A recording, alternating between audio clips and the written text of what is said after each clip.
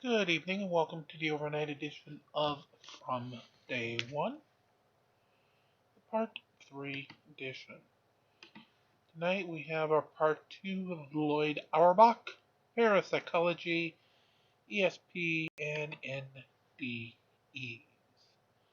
So without further ado, let's get to our Bell and Lloyd Auerbach. Country to Charles, who is calling, I think, from Bangkok, Thailand. Yes, exactly. How copy? 5 by 5. Excellent. I'm so excited about today's guest and today's topic because I've personally experienced witnessed a remote viewing episode and several others that no one was around to watch.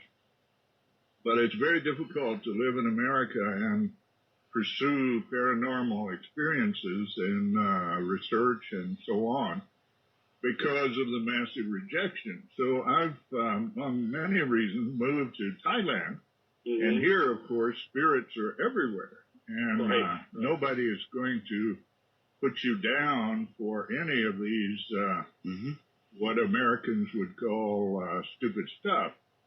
And I have one suggestion that could explain how a person could read something about the past or even something about the future, which Tibetan Buddhism answers. It's remarkable how close Tibetan Buddhism for centuries has been to answering many of these questions and many of these experiences, because Tibetan Buddhism also anticipates quantum mechanics.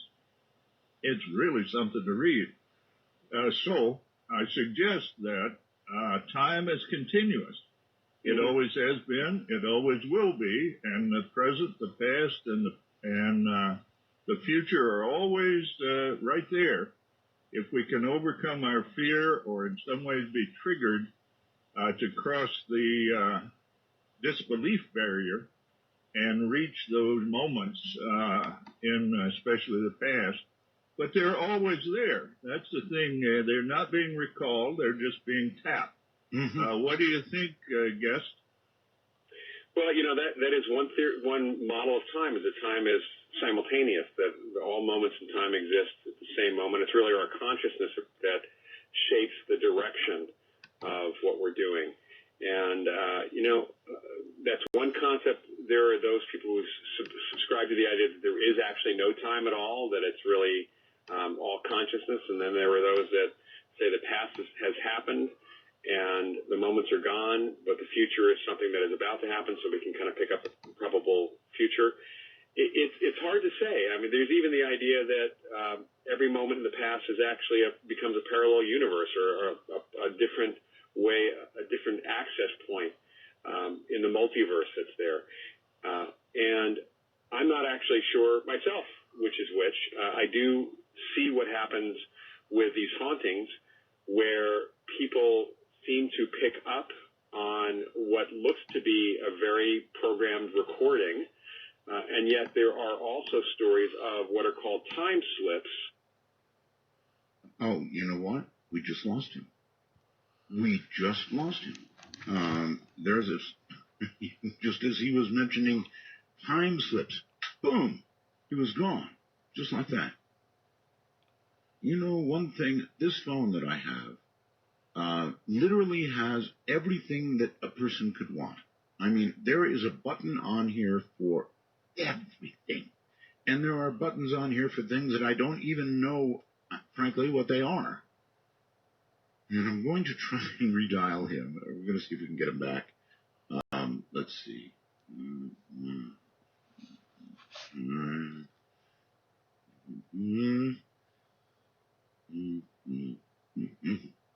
I have no idea if this is going to work. It may or may not. And the answer is not. So I'll try it again. Let's see. Hopefully nobody hears this. Let's see. Can't hear that, right? I wonder what happened. Every other line is fine. We'll see what happens. It's actually ringing. So, no. We lost him. We lost him, so we'll just pick up a couple lines till the break. We'll get him back at the break. Weird stuff. Hello there. You're on the air. Hello, Art. This is Plasma Florida. I'm in Richmond, Virginia, listening on WTWW shortwave. Yes, sir. 85 kilohertz. Getting a good signal tonight. Sorry we lost him right then because I had a really good question for him. Really good? Okay, I will write it down. Well, it's a little complicated, but basically, I called you before one time when you were talking about these dark shadows. We built a box that would allow 3D visualizations, which would interact with your brainwaves. And I took this to the Richmond, Virginia Department of Ophthalmology at the medical college. I'm already confused. Hold on a moment, please. You built a box which would allow visualization of 3D brainwaves? It would interact with your brainwaves and make you see a whole other visual field, okay? And it used something called pattern light. And I took it to the experts at the Medical College of Virginia and showed all the neuro-ophthalmologists one night, and they couldn't explain it either. But was it, well, I know the brain, of course, responds to electrical stimuli. Is that what you were doing? It's essentially pattern light stimuli with certain, pulse width modulated patterns impressed on light. Then later, after the neuro-ophthalmology, I had sessions with people where I had 6 visual field helmets that you could wear that would, everybody would have the same visions at the same time. And at a certain point in the frequency tuning, everybody would suddenly see the inside their own eye, there's a retina vein that pops into place. You can see your own veins in your eye at that point, at that frequency range. And it happened to everybody all at once, and it struck me as odd that we're so wired the same way that everybody sees their own veins in their eye at the same frequency point. And so later I took this and added the ability to put musical inputs into it to vary the images you see. We held a concert in Northern California. I only had 6 headset units, and the band was playing, and everybody was grooving to the 3D visuals they were seeing in their mind's eye. But what would happen when you hit that trip point where you see the veins in your eyes, other people in the room in the concert, about 200 people, only 6 were wearing the units, and they would see the images too at that point. Which made me think, okay, there's some kind of transmission going on between people's brains where they're synchronizing and seeing this vein pattern of each individual vein in each eye. Again, I want to understand how you are transmitting this information to these people. Through what process? That's what I was going to ask Lloyd. Well, you mean you don't know? I've never been able to figure it out why people who weren't wearing the visual helmets were able to somehow transmit to the others in the audience, from the people that were, and they see the image too, especially when you hit that certain frequency where you see the veins in your eyes. After that, they synchronize, and they start to see the visions that the 6 people in the room wearing the helmets were getting off the band's music. Well, who built these? And when they built them, they must have had a goal in mind electronically of what they were going to do, right? Well, I built it. I'm kind of an electrical engineer. I was contracted to the Science Museum of Virginia to do a project where we were building a rocket launching system. I got these huge LED displays, and I was pulsing them just to make them look brighter than mine, and it turns out the pulse would hit on a certain frequency. And I was standing back looking at my work, watching the countdown timer for this rocket launcher, and suddenly I realized I'm seeing speckles in the image on these big readouts as if it was a laser source. But where was the coherence coming from? As I investigated it, okay, listen. All right, listen to me. Listen to me, sir. Listen to me, sir. Stop. Yeah, I'm listening. You win. I'm going to hold you over. I'm going to try and get my guest back. I could never possibly describe all of this to him, so I'm going to let you do it, okay? It's hard to write that down. All right, that's all right. Hold on, please. Thank you. No way I'm going to be able to repeat all that. This is Midnight in the Desert. And we'll return again once their musical interlude is complete.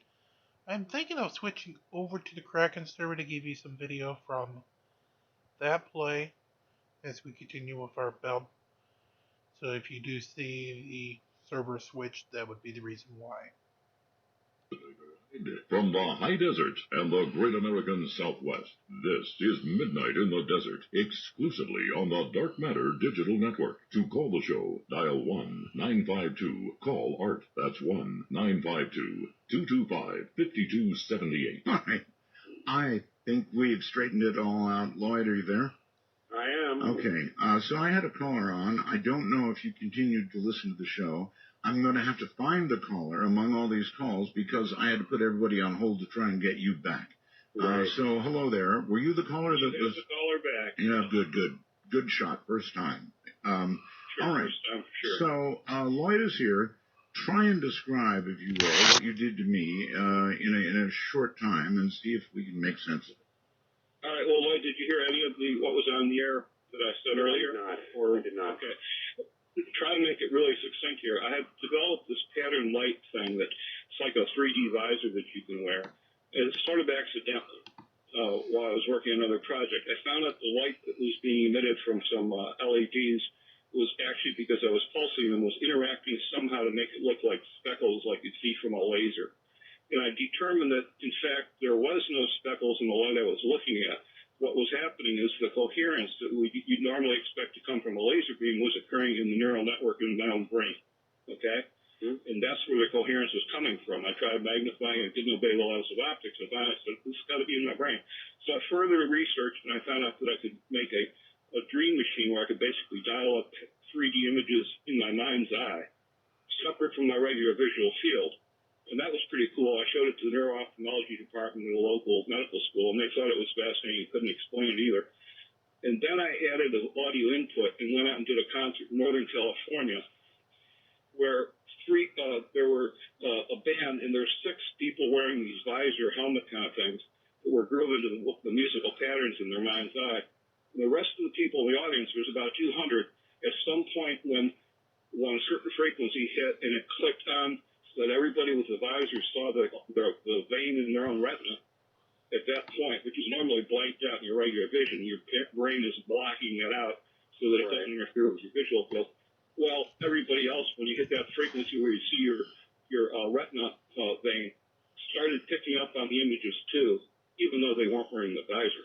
So a transference of a generated vision or whatever it was you saw. Okay, I get it. And it was a group of 6 who were actively seeing the vision, and the other ones started picking up on it, the other 100 and some people. Right, okay, I think we've got it. Lloyd?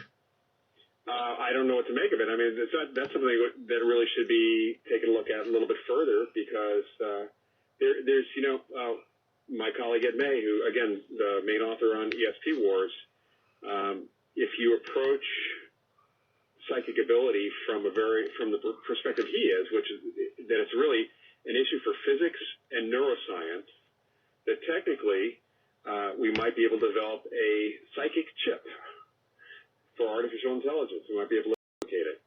And that's kind of the way he's approaching it because he's coming from a very materialist perspective. And, I'm sure if what you're describing could be replicated and studied further, there might be something really interesting here, certainly. So, all right. Let's say he wants to contact you and have you look into this. How do we contact you? Well, my website is mindreader.com. It's easy to remember. Ooh, good one. Yep, and my email is profparanormal. That's as in Professor Paranormal at gmail.com. Mindreader.com. I really like that one. Yeah, a buddy of mine snagged that back in the mid-'90s. Way to go. Okay, Jonathan, welcome to the show. You're on the air on Skype. Hi, Art. Hi. It's great to meet you. Thank you. Hi, Lloyd. Great Hi to there. meet you as well. I got several of your books. I read several of them. Great. I just had a question regarding an experience I had several years ago. I'm not sure if you encountered it in your research or not. If you can rule out the normal, any normal circumstances, I was wondering, let me get to it. So I was sitting watching TV with my family, and I got up, and on my way out from the room, I noticed that there was this,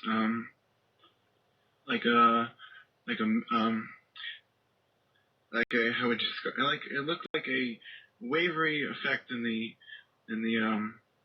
environment, and around it was like this white mist that was very thin, and it started to move towards the center of the room. So at first I thought it was my eyes, but I noticed at the same time my mom, she screamed like, "Oh my God!" And even I said like, "Oh my gosh!" Like, what was this? And I was wondering if, like in your book, if it was related to like recurrent spontaneous psychokinesis or some type of apparition materializing. But like in the house, we don't have any paranormal, any paranormal activity. Well, what you described sounded like an apparition to me. Yeah, I mean, it very well could have been. People tend to think that that they're stuck in houses, and they're not. We have kind of stories and cases even of apparitions kind of like wandering throughout a neighborhood until somebody could see them. And it may just be that this person, whoever was walking around or moving around through your house at that moment, did not have a good signal. Was not putting out a good enough signal for you to see who they were. The kind of effect in the air, almost like a heat effect off the road. Is that kind of what you're talking about? Right. Yeah. I'm sorry, he's not here, but yes. He's not here, but yeah, I'm assuming that's what he's talking about. That's something that people have reported with apparitions, and sometimes if they do stick around, then people do eventually learn to see them, and actually can see them kind of fully. I don't know if that's a talent I want to acquire at all. Well, I think the worst thing about ghosts that could be in your house is that it's the invasion of privacy, and you never know if somebody's watching you or not. Well, there is that. But yeah, I've never been worried about being injured, hurt, or otherwise affected by any of the cases or ghosts that I've dealt with. But there's always that wondering, who's watching me now? That's right. All right, let's go to the next call. Hi. Hi, Art. Thanks for taking my call. This is the person who was calling about simulation yesterday. I just have a couple questions and one quick comment. My quick comment first was for the people speculating about the end of the world. I think it's just sufficient to say that we're probably living through it right now with global warming. And I appreciate what we talk about with what we do to the planet. Yeah, I'm going to have a serious guest on that subject, by the way. I appreciate it. It's a topic that I'm very interested in. I'm really tired of the oil company followers who are putting out this trite when real science will tell you what's going on, and that's where we're going, real science. Me too. I think it's disgusting what they suppress. They suppress, electric vehicles. They prevent research and development in other areas. And well, it's worse than that. They lie. They say that global warming is all a lie, that the climate change is all a lie, and that oil renews itself, and I could go on and on and on, and I won't right now, but it's coming. Anyway. Well, thank you. And my quick questions to the guest. I'm sure you remember a couple weeks ago you had on a guest that spoke about people disappearing in the woods.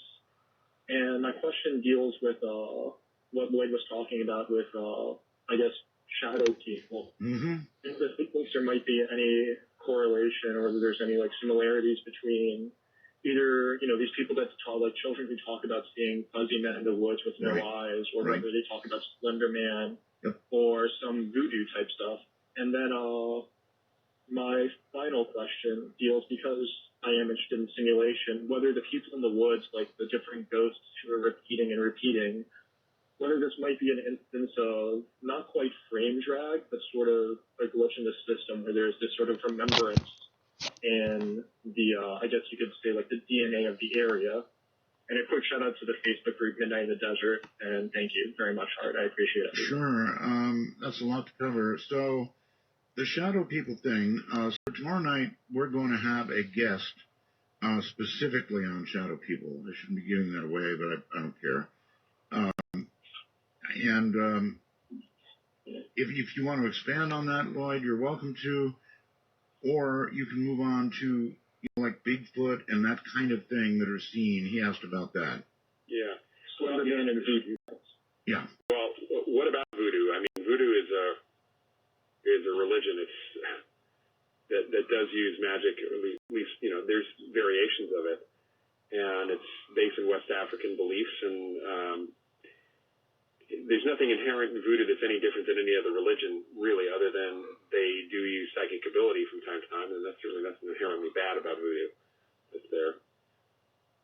Okay. What about these creatures that are seen? The Bigfoot, you name it. There's all kinds of monsters, but Bigfoot is one of the very common ones seen in the woods again and again. I don't really get into cryptids too much, although I do have a background in anthropology from undergrad, and was always interested in Bigfoot and some of the other things. And my professors, the physical anthro professors that I was talked to at Northwestern about it, because back in my college days I was into a lot of different things, seem to have no problem with there being a giant ape running around. Yeah. Well, there's a paranormal aspect to it, or there could be. Yeah.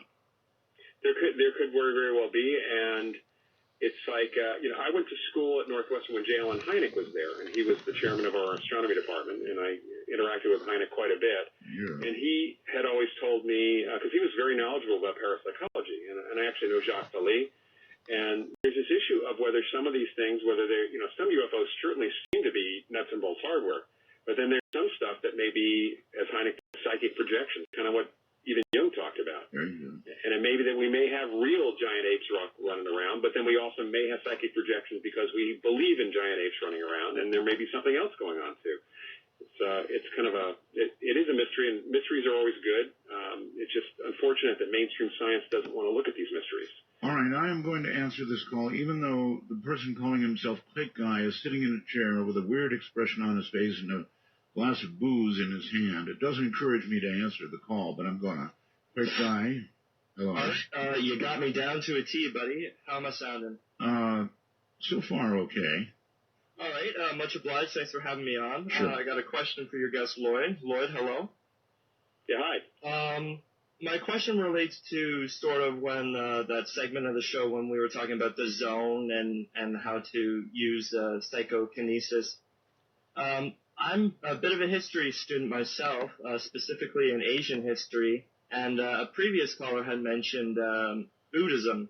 Mm-hmm. I wanted to touch on Shaolin and the amazing physical abilities that these Shaolin Buddhist monks have been able to achieve in their temples and the like, in terms of being able to change their body temperatures, meditate for days on end without food and such. I would figure these guys would be the masters of being able to do this sort of psychokinesis, to have this nirvana, this zone, this in the head. And yet, through all the studies that I've done amateurly and as a history student and among other fellow historians, there's just no correlation between their prowess of the mind and dominating the body and them being able to do psychokinesis. So what do you have to say about that? Well, in China, I've been working with a Chinese researcher, and they often talk about using qi actually outside the body. And this is not necessarily the Shaolin, but it's other people who, and I've met other martial artists who supposedly could throw qi energy and affect things at a distance. And in fact, in my very first job in parapsychology was working at the American Society for Psychical Research, and we had a martial artist come in from Ohio who was trained by a Shaolin a monk actually years before, and he was able to to break a photoelectric beam from the other side of the room by just simply making a motion and he said throwing qi, and also do some other physical things as well outside his body. And this is on top of all the physical things he could do. He ended up actually being one of the people who taught the men who stare at ghosts, as it turned out. And he also taught some Delta Force guys and some other Army Rangers and other folks to do pretty amazing things, which I've seen on video. I have to say that many martial artists have really interesting things going on. My dad was a producer for NBC Sports, and when I was much younger, I got to see a film of someone breaking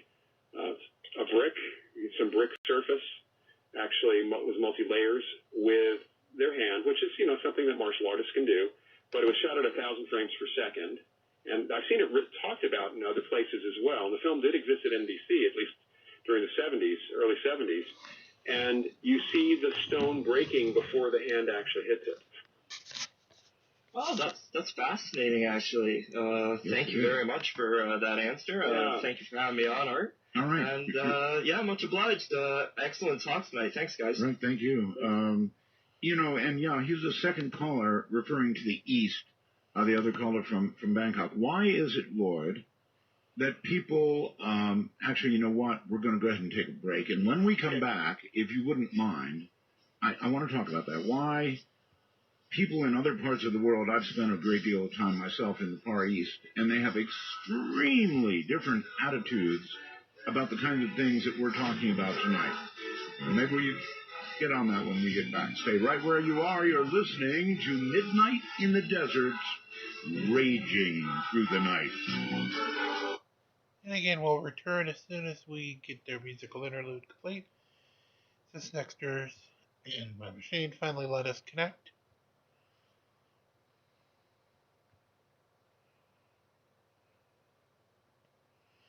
Kraken team is all absolute star except Eden and Raji are the only two Titans that are not 6-star. Indeed, we don't screen calls, have no need to screen calls. My guest is Lloyd Auerbach, and here's kind of a chilling wormhole message. It's from Raymond, and he says, I was told by a priest that if you code and your brain shows no activity when you return, and you remember being surrounded by darkness and silence, then you have reached the true hell. Imagine being in nothing forever, no stimulus at all, no sound, and conscious of the fact. Lloyd? Yeah, that's actually also similar to a description of the bardo, which is the in-between place that Tibetans and other people talk about before you get reincarnated. Yes. That is strange stuff. So anyway, back to other parts of the world, and it certainly is true. In the East, there's an entirely different attitude about spirits and so forth. Well, in different countries, you go to Australia and look at the beliefs of the Aborigines about psychic abilities. Sure. If you go to South America, you have a completely different view of spirits, even amongst the Catholics. In Brazil, Brazil is the most populated Catholic country where almost every other person is a medium, spirit medium as well. So, yeah, it's cultural traditions, it's religion is different. There is a difference in psychology. People often talk about East-West psychology. There's a difference in history, and we tend to be a little bit more on the strict, probably since the 19th century, the Industrial Revolution, the strict materialist reductionist belief system, which is fortunately getting hammered away by some people. Well, why such differences? I guess just cultural differences, right? Yeah, there are cultural differences. There's a long history in parts of the world for the way that they believe in certain things. Mm-hmm. Well, certainly far more acceptance in the East than here in the West, and I guess it's just pretty much religion-based. I don't know. Anne, you're on the air on Skype. Hi. Hi.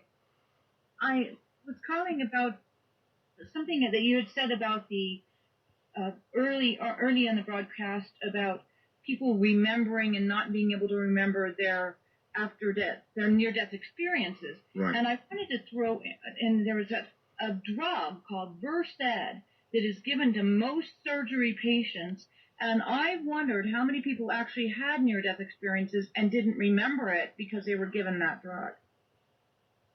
That's an interesting question. I don't know of any research on that.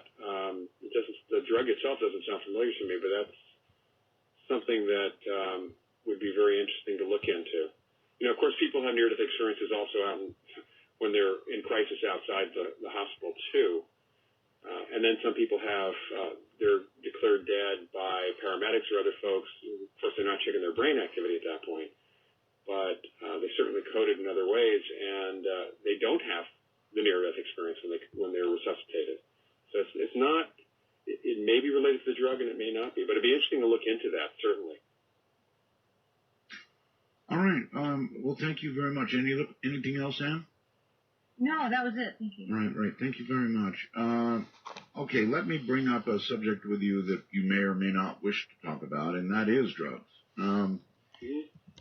There are drugs, Lloyd, that are well documented in producing, what's the right word? I hesitate to even say hallucinations, but they allow self-examination in a strange way. The DMTs, those types of things. And I wonder if, as part of your examination of paranormal, if you have looked into any of this. The drug thing, certainly folks in my field have done that. Certainly we're doing that when it was okay to do so. Andrew Puharich, who wrote the book The Sacred Mushroom back so long ago, was doing research in telepathy using the psilocybin mushroom in very small amounts. Some of the researchers were using LSD before it was illegal.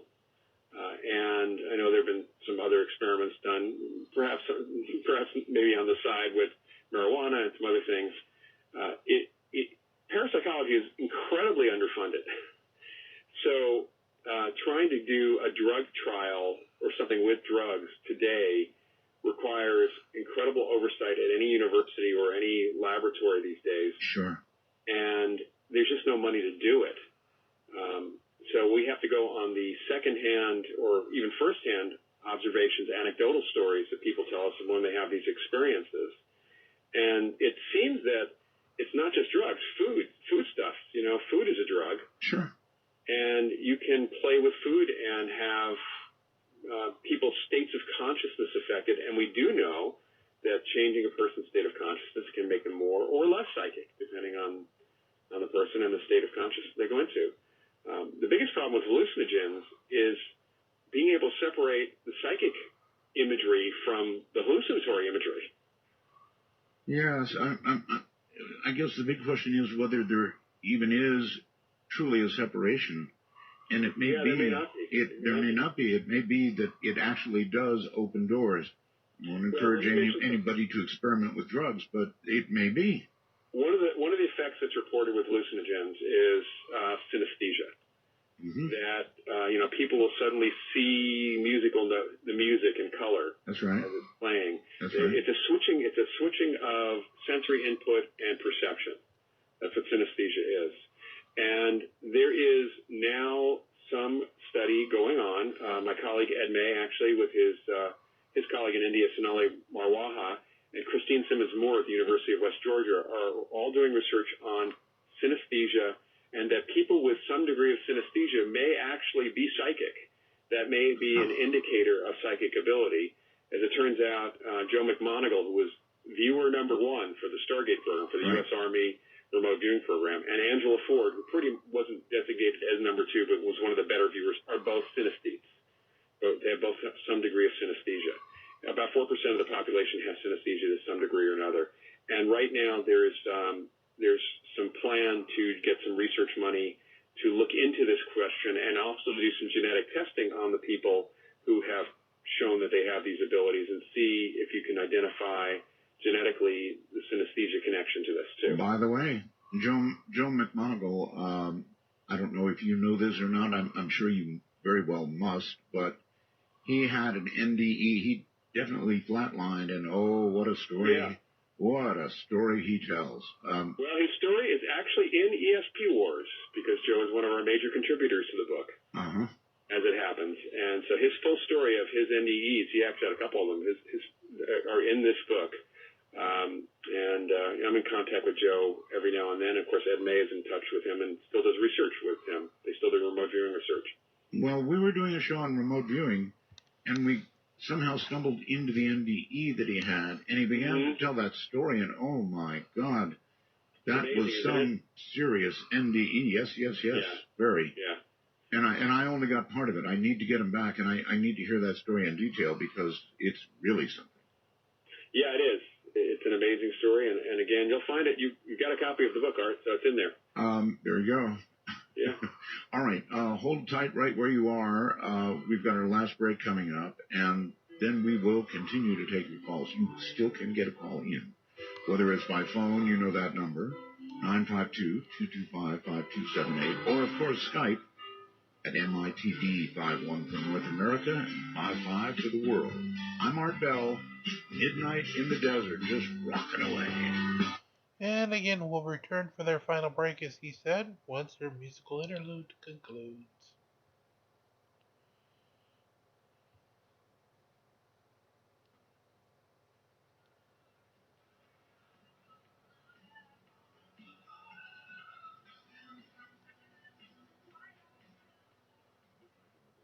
Is a wild trip across the Days Divisor. Get your ticket to ride by calling 1-952.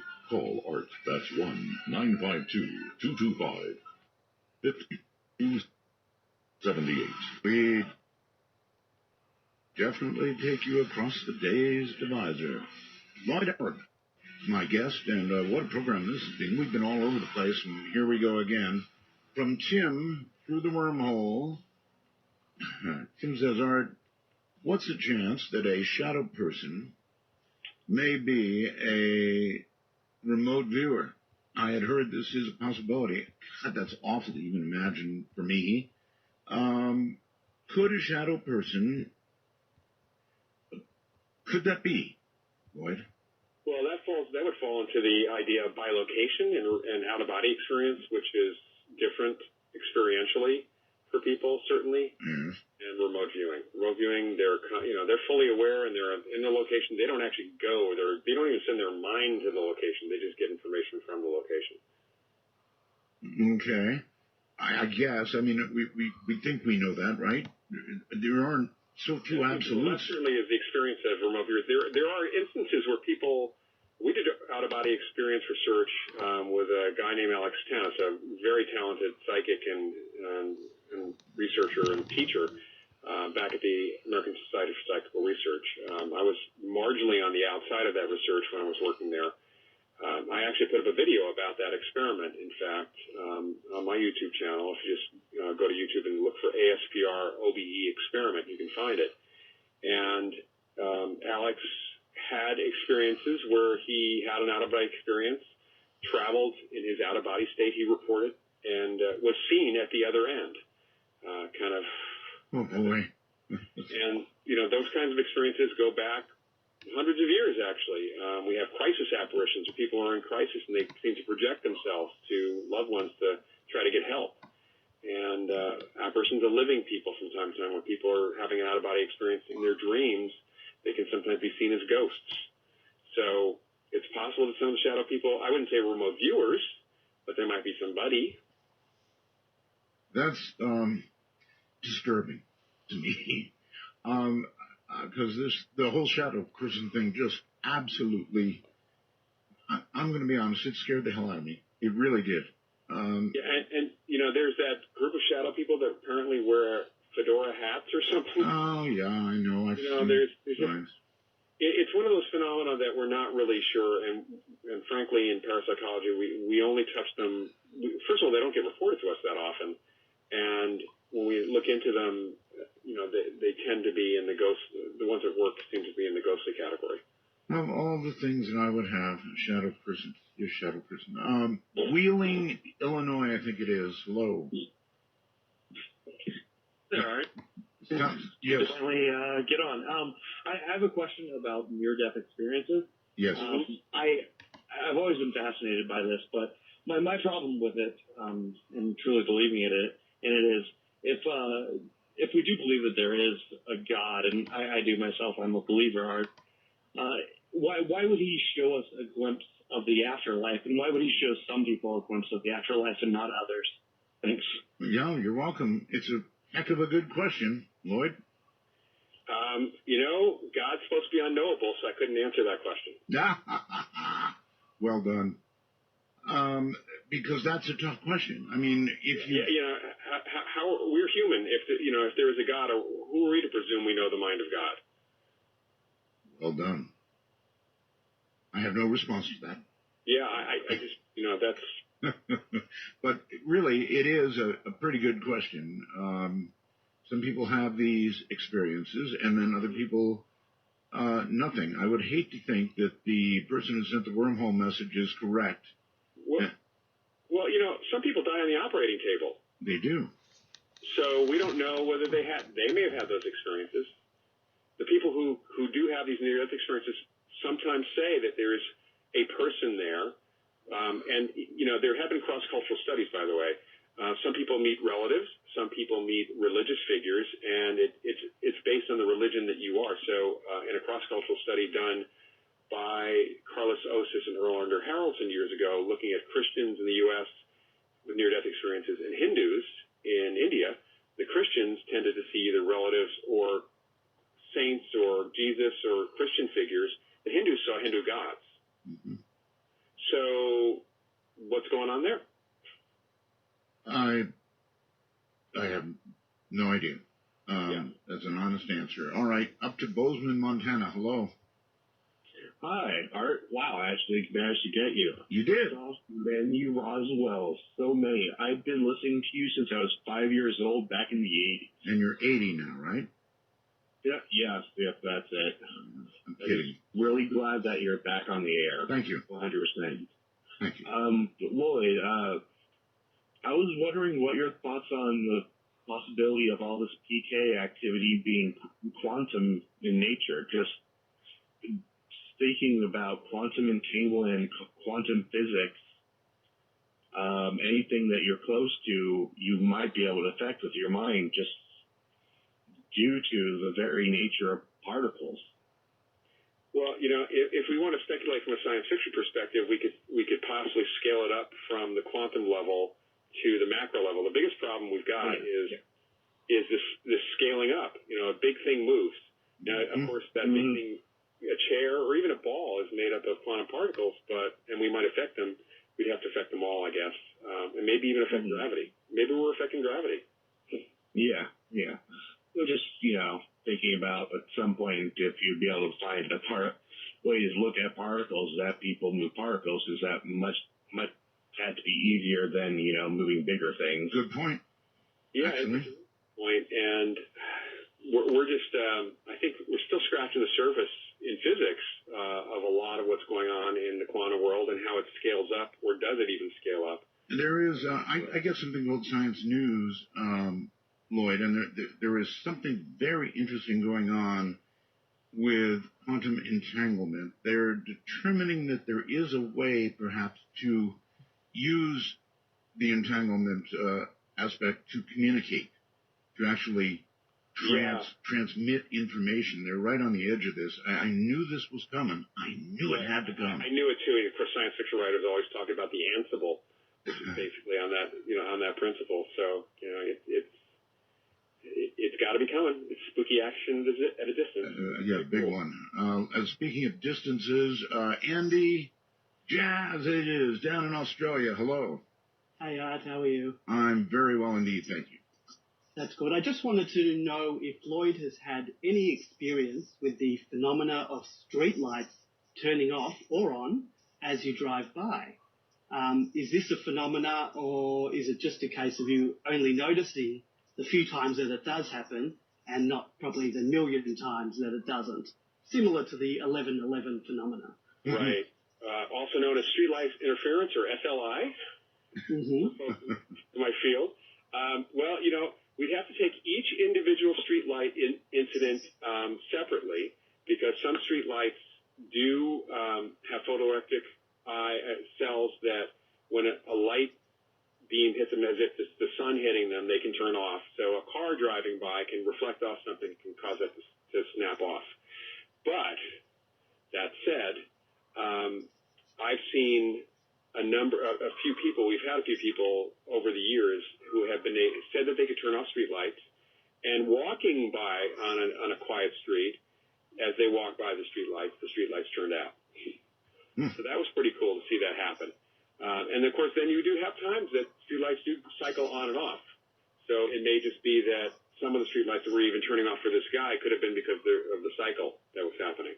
But he seemed to be able to actually, his presence seemed to affect things in that way. Okay. Right. Thank you. Great show, guys. Thank you, Jazz. Take care. You know, I should mention, Art, I'm trained as a magician and mentalist also. Really? So it's kind of my parallel career, and it served me really well, not because I think people are typically lying or faking, but because we do perceive things in unusual, mysterious ways, and that's how magicians and mentalists can make people think things are happening. And so when we do investigations of people's experiences outside the laboratory where it's not controlled, we always have to look for alternative explanations, and sometimes you find multiple alternative explanations, and until you can rule them out, you don't really have psychic things happening. Okay, let's try George out there somewhere. George, where are you? I'm about 40 kilometers north of Hamburg, Germany. Wow, okay. Little farming village. Alrighty.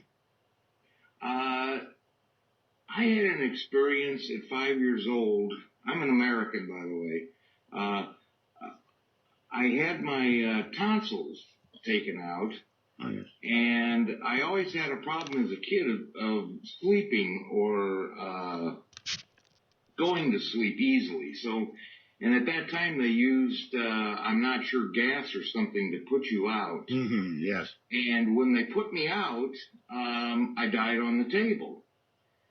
And I didn't find this out until years later from my mother, that I had actually, and it was just for a very short time, like 20, 30 seconds.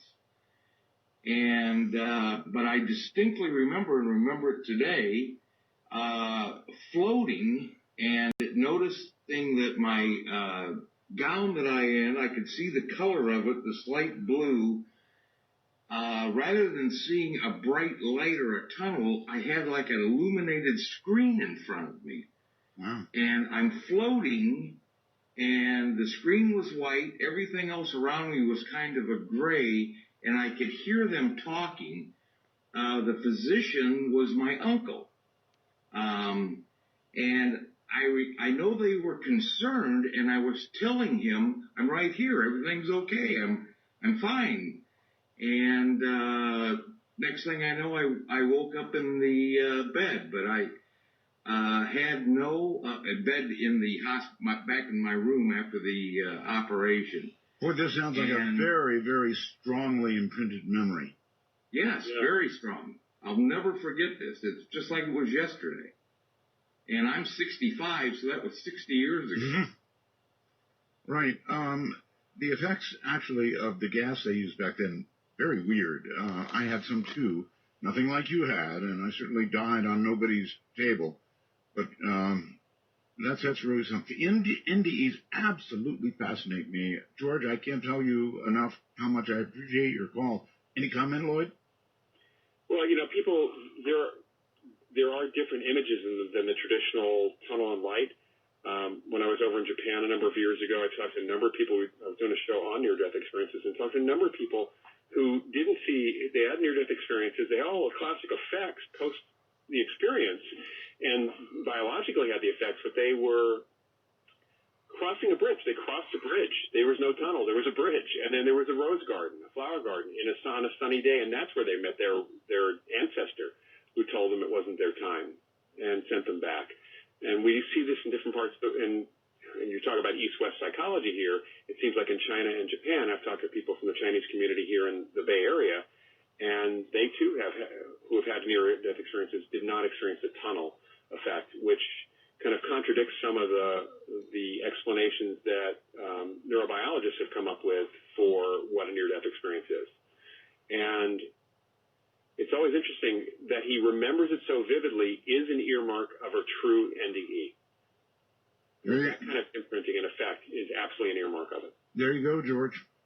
Yeah, that's kind of frightening. Yeah, right. It was like a movie screen lit up white, and I could see this screen, but I couldn't see them. And I had no one come and tell me that it wasn't my time to go. I don't think I realized that I was dead. Maybe you weren't gone long enough for that. I really appreciate the call, George, all the way from Germany. Thank you. We're developing this very international audience. Let's go to Denver. You're on the air with Lloyd.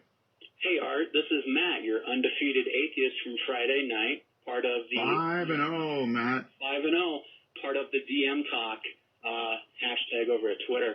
But I got a real quick question. I know you're almost out of time. I know you up. I saw you up there celebrating again and again, Matt. Oh, I had to.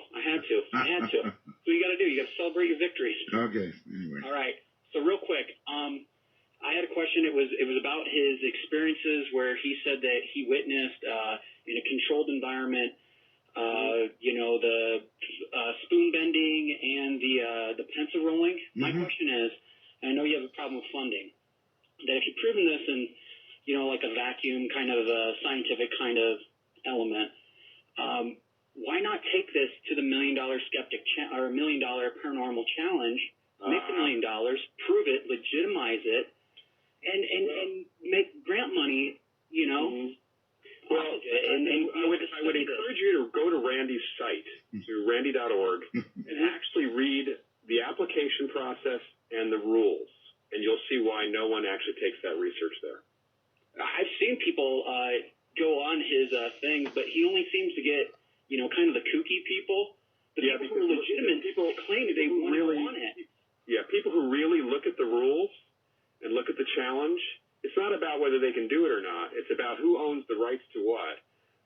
It gives up patent rights or your... There's so many things. First of all, there's a lot of hurdles because, and frankly, it's not going to be set up fairly. The test itself may be fair, the controls, but people who have gone through or gotten up to that, there have been enough changes and tweaks to the challenge over the years. It's really about the rules. And if you really read the rules, and then also you might read an analysis of it on the Daily Grail, Greg Taylor's blog. He did a really great study of the $1 Million Challenge a few years ago. And it's not something that an athlete's manager, a professional athlete, would not be allowed by his manager to take the challenge if it was a challenge for athletic performance. Okay, I can see on that. I just love that, Randy, when he was on Carson and Uri Geller and Peter Popoff were on there, and he didn't expect him to be on there, and he kind of showed him how the spoon bending worked, and you even said, "Oh, you can fake any of this stuff." Are you kidding? And the spoon bending, I have to say, the spoon bending has not been done under controlled conditions, but there have been analyses of the spoons after they've been bent, and there's some interesting things that are going on there. The fact is that you can fake any of this stuff. All right, Matt, I'm going to have to go. Show is ending. Thanks, Art. You bet. Take care, buddy. And, boy, Lloyd, what a show. Thank you so very much. Your book is ESP Wars, and it is out now, right? I've got a couple of online courses coming up if people want to check those out, too. So online courses as well. Okay. Yeah. And those if they go to the Rhine Center site, which is rhine.org, they can click on Education, the Education Center, and find out about the courses. Well, it has been an astoundingly good show. Thank you, my friend. Thank you. Have a good night. Bye-bye. That's Lloyd Allen. Very, very good guest. We probably touched on just about everything, I think, and a little beyond. So, tomorrow night, I kind of gave it away.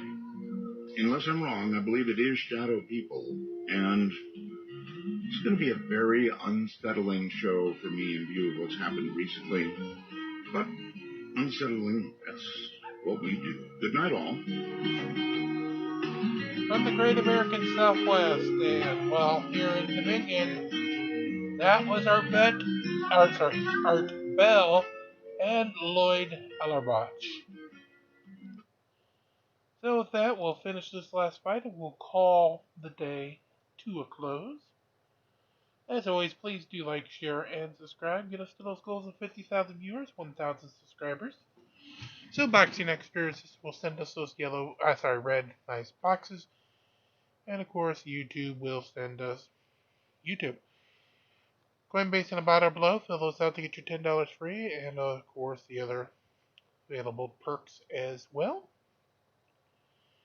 So until tomorrow, it is always a great new world to release the Krakens. Like, share, and subscribe, and be kind to one another. Make sure your fights rock and roll and win. And continue to march on here from day one. Have a great evening and enjoy your night's sleep, everybody. We'll see you tomorrow.